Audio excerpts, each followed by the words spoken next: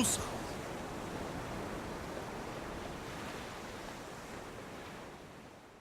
Saludo especial.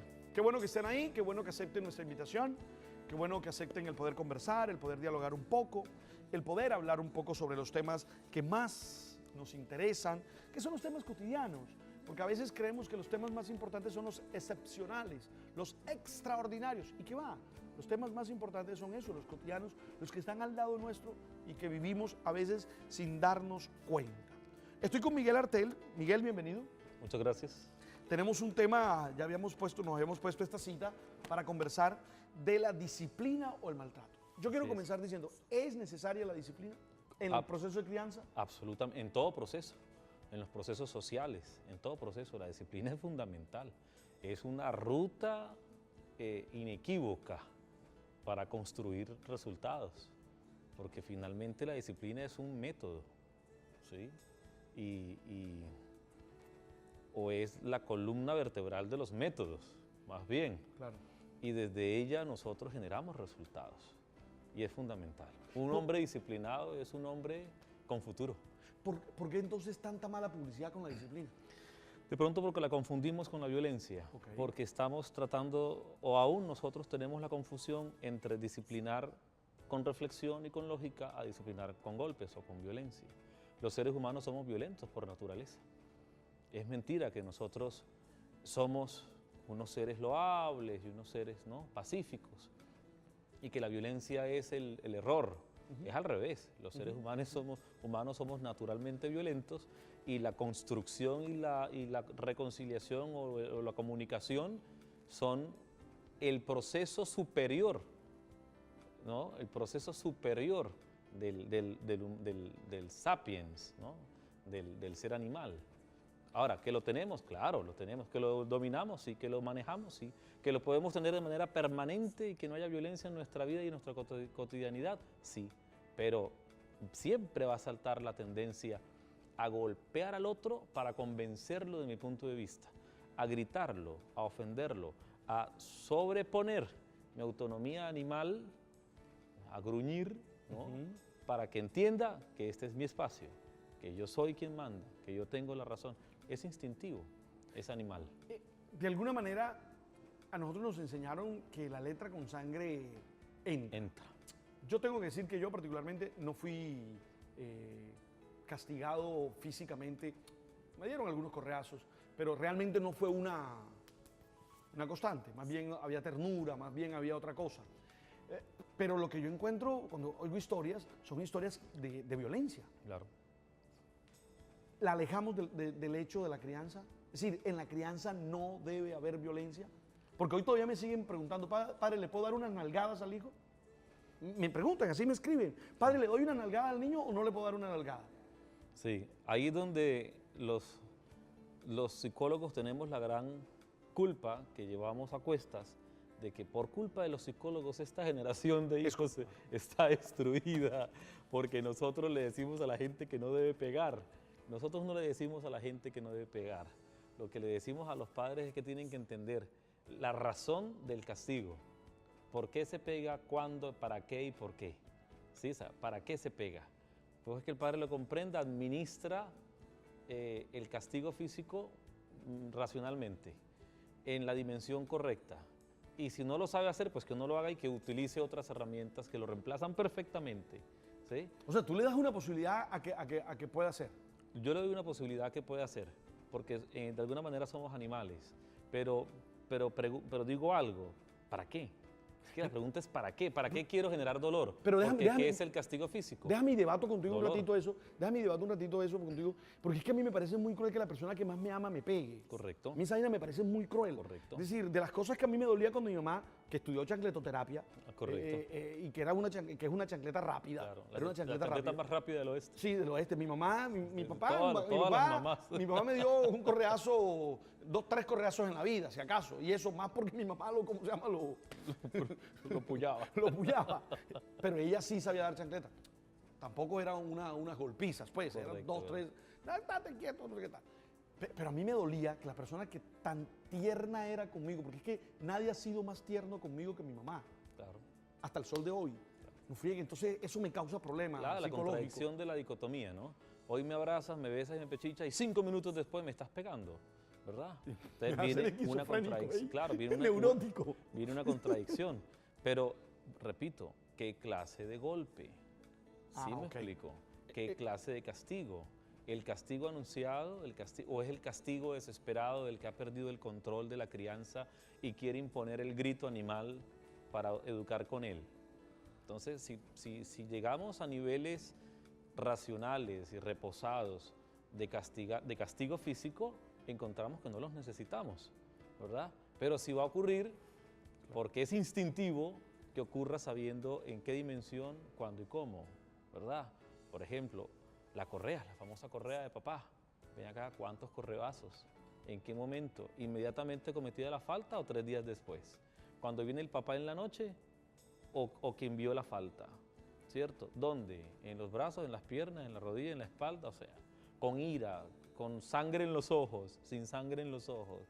Todas esas preguntas te llevan a respuestas prácticas y terminas concluyendo Que no es que necesario. son muy poquitas las ocasiones o que definitivamente no es necesario. Claro, porque la gran mayoría de los castigos físicos ocurren más por ira, más por rabia, más por otra cosa, que por el ejercicio de criar. Claro. Y por la frustración, no para educar, sino por la frustración de que no he podido educar, ¿cierto? Te estoy hablando y como no entendiste nunca, entonces te violento. ¿Qué quise con eso? Ratificar que estoy perdiendo el control, porque el golpe entonces afirma que yo perdí el control sobre ti, ¿verdad? Claro. Miguel, a veces prefiero que me den 2 correazos y no que me digan todo lo que algunos papás dicen. Claro. Y perdónenme las mamás si no es así sexismo ni nada, pero a ver, como ustedes son las que más cerca están de la crianza, a veces las mamás tienen unas lenguas y dicen unas cosas. Es que me arrepiento de tenerte.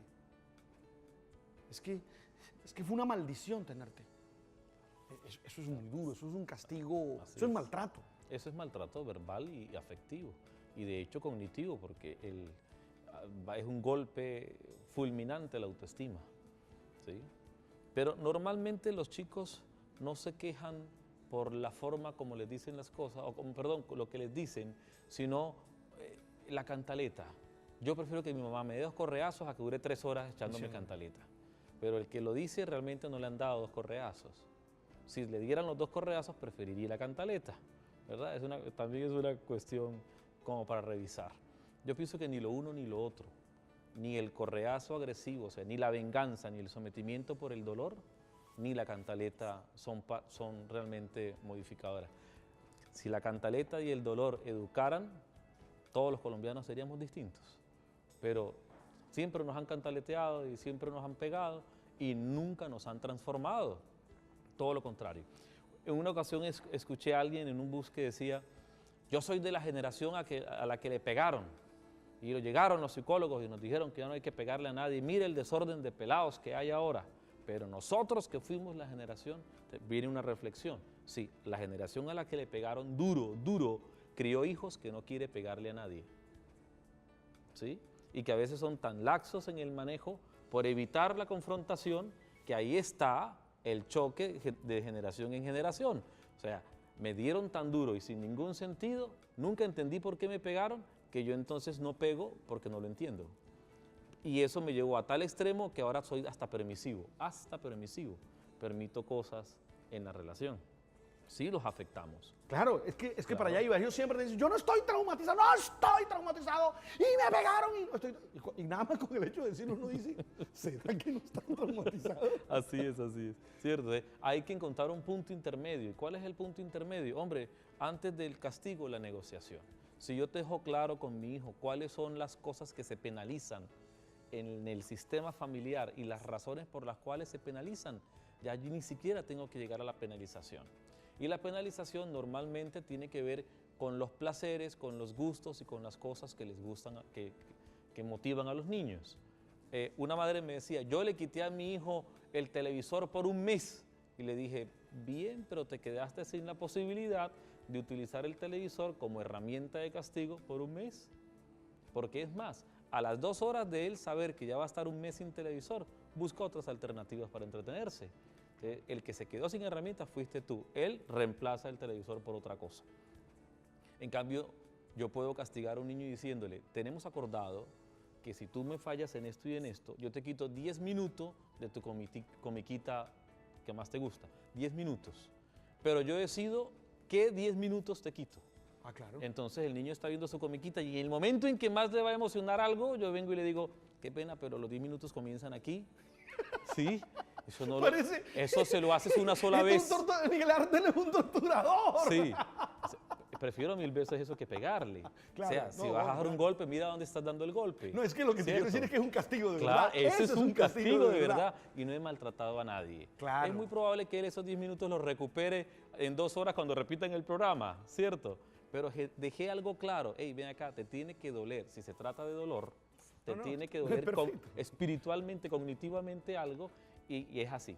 Lo que pasa es que no te quiero de torturador.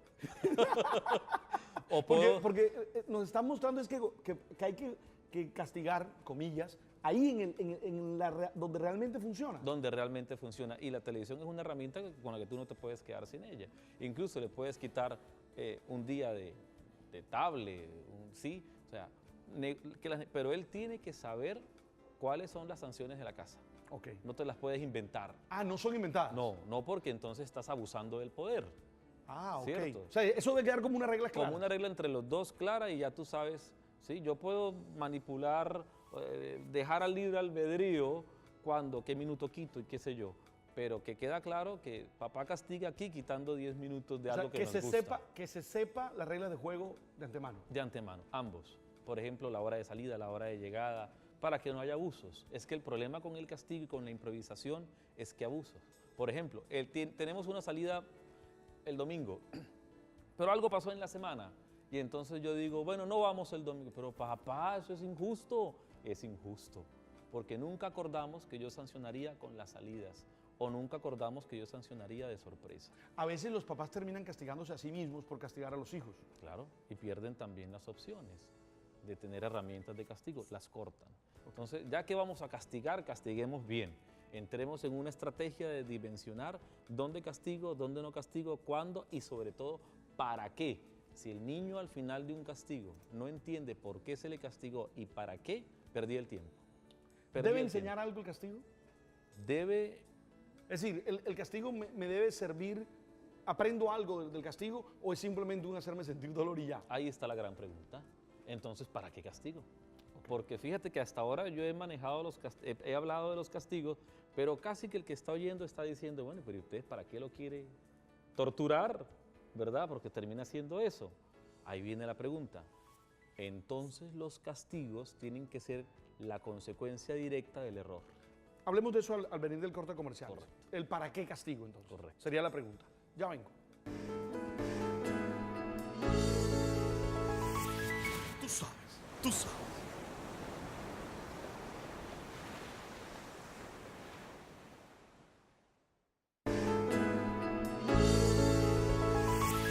Tú sabes, tú sabes.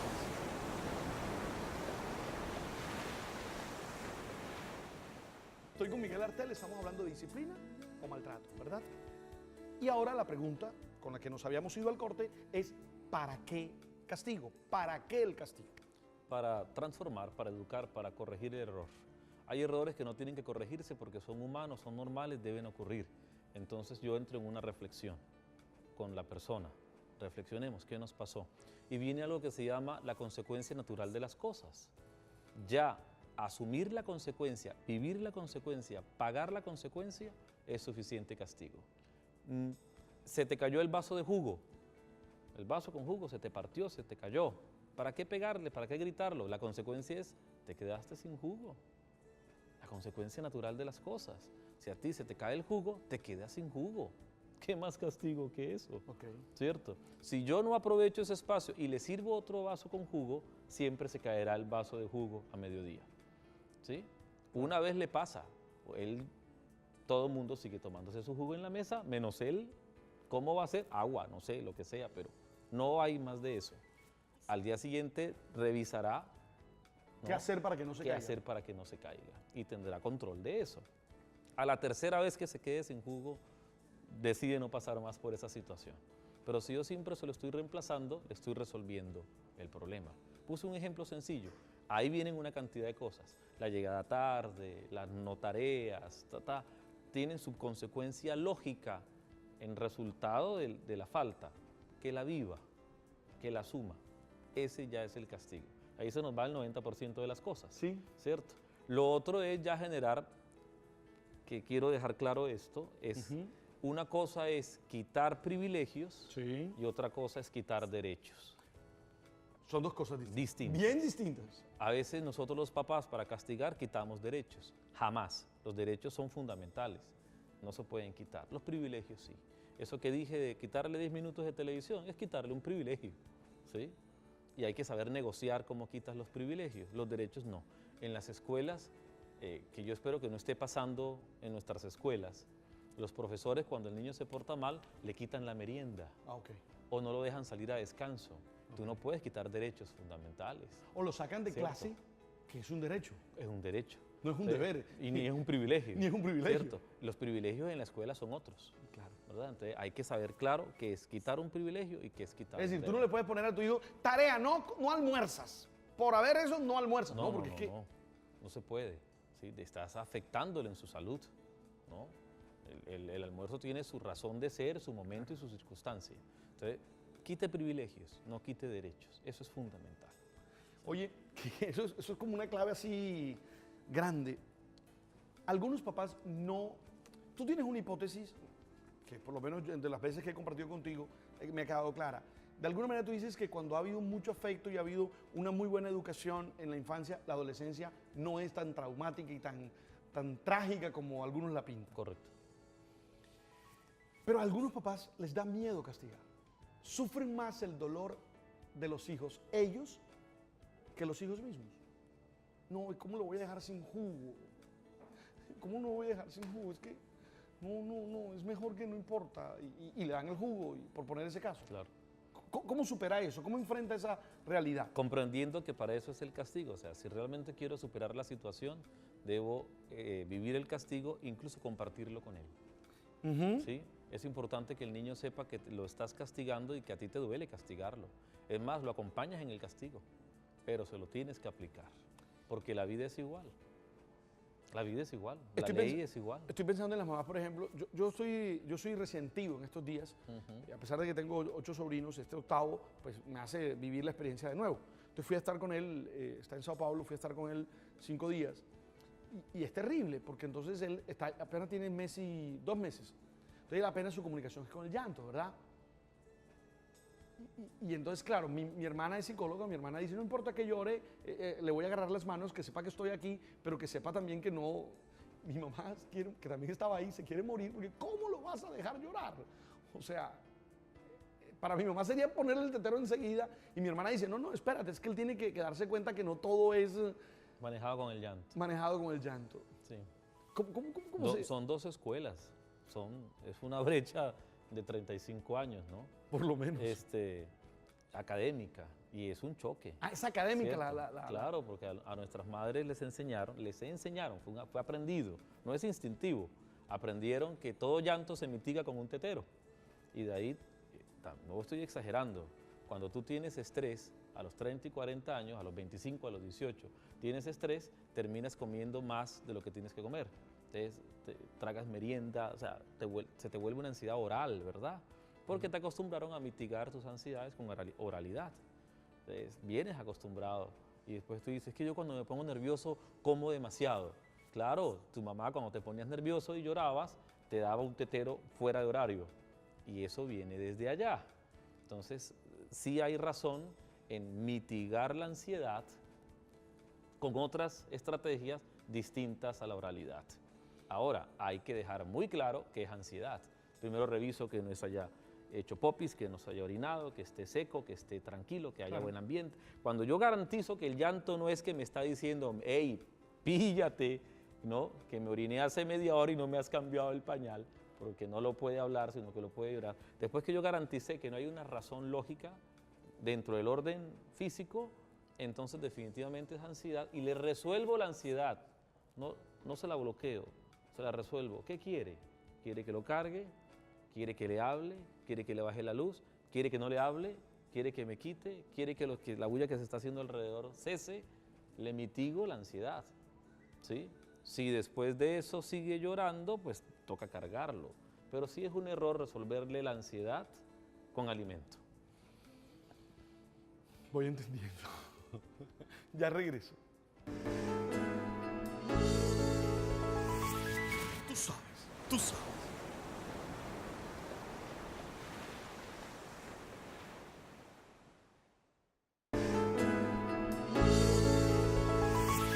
Tú sabes, tú sabes.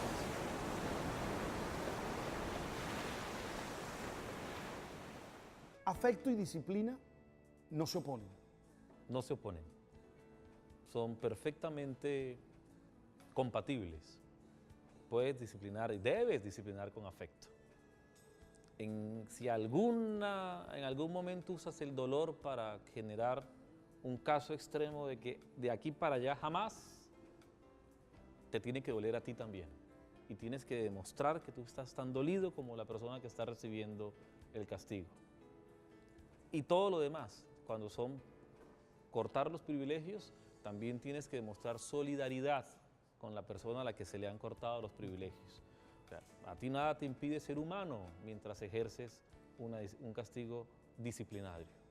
Pero tampoco puedes permitir que la capacidad de dolor del otro te maneje a tal grado que te vuelves permisivo y entonces ya no castigas, ya no generas nada y tranquilo que todo está bien. Sí, todo puede estar bien, pero en 10 años se notarán las consecuencias. Disciplina no significa maltratar la autoestima del niño. Bajo ninguna circunstancia. Ni castigo significa ir más allá de lo correcto y de lo sano para lograr un propósito. Porque finalmente el propósito del castigo no es lograr dolor. Sí. El propósito del castigo es lograr transformación. Que una conducta equivocada cese, cambie o mejore. Entonces, si el dolor no está consiguiendo eso y no lo va a conseguir, cambio la estrategia para lograrlo. Hay que concentrarse en qué es lo que yo quiero. Quiero que cambie un hábito, una actitud, una costumbre, una conducta, lo que sea. Quiero que lo modifique. Bueno, voy a eso. Si el dolor ya no me sirve como vehículo de logro, entonces no lo utilizo para nada. Qué importante eso. El castigo busca superación, busca transformación, busca que la persona sea mejor, no otra cosa. Correcto. Porque lo otro es tortura. Lo otro es tortura. Y ensañarse con el otro destruye la autoestima. Y nosotros, al igual que muchas generaciones y muchas sociedades, hemos destruido esas comunidades enteras, generaciones enteras, lastimado y destruido generaciones enteras, que hacen eco de la misma forma, ¿no? Del mismo procedimiento. Definitivamente hay que aprovechar la infancia, hay que aprovechar ese tiempo en el que tú puedes influir mayoritariamente sobre esa persona. Ahí viene la siguiente reflexión. Cuando los padres quieren castigar con violencia, con dolor, con sumo dolor, son conductas que los padres han permitido que se desarrollen años antes. Y va a ser muy difícil modificar lo que no tiene cómo ser modificado de otra forma. Creo que se trata desde el comienzo, establecer la comunicación suficiente, la confianza suficiente para que, hombre, siempre te sientes con tu hija y con tu hijo a decirle qué te gusta y qué no te gusta, qué esperas y qué no esperas, qué es sano y qué no es sano desde tu punto de vista y de tu experiencia como adulto. Y él siempre será receptivo a tus disposiciones, receptivo a tus disposiciones. Y entonces no tendrás nada que castigar ni nada que sancionar. Y los errores también tenemos que revisarlos. Saben que los niños llegan del jardín y de la primaria con los cuadernos a veces borrados o a veces arrancados, las hojas arrancadas, o con notas que dicen, se equivocó, que lo haga 100 veces. Entonces tenemos una sociedad que educa que el error es una equivocación. ¿Por qué tengo yo, cuando estoy aprendiendo a hacer que negar que hice un proceso de aprendizaje? Lo correcto sería que el niño haga la A mal hecha, medio hecha, hasta que la haga bien pero yo no tengo por qué arrancarle las hojas anteriores. Todo lo contrario, esa es la prueba de su proceso de desarrollo. Y que lo aprenda, que la vida es así. Se las arrancan para negar que algún día se equivocó. Y ese proceso educativo tan elemental continúa todo el proceso de aprendizaje del chico. Tanto es así que en la universidad no te sancionan por lo que sabes, sino que te sancionan por lo que no sabes.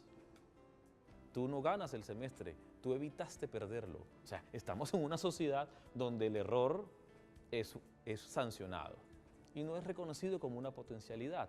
Por eso somos poco tolerantes al error del otro. Por eso generamos dolor cuando el otro se equivoca. Si comprendiéramos que el error tiene su espacio y su posibilidad y que desde el error se construye una nueva persona, trabajaríamos con el error. Ven acá, pasó esto, sí, partiste el jarrón, bueno, eso no, mira las consecuencias, tranquilo, la próxima vez ya no lo partirás porque ya sabes que alrededor de esto hay que caminar despacio. Se genera toda una reflexión donde no hay grito, no hay trauma, no hay frustración. Muy bien, Miguel, muchas gracias. Con Yo creo mucho que ha gusto. sido realmente elocuente, Miguel, y lo suficientemente claro como para que tengamos muchos aprendizajes nosotros. Te deseo todo lo bueno y gracias por estar acá. Amén, muchas gracias para servir. Y a ustedes muy amables. Tú sabes.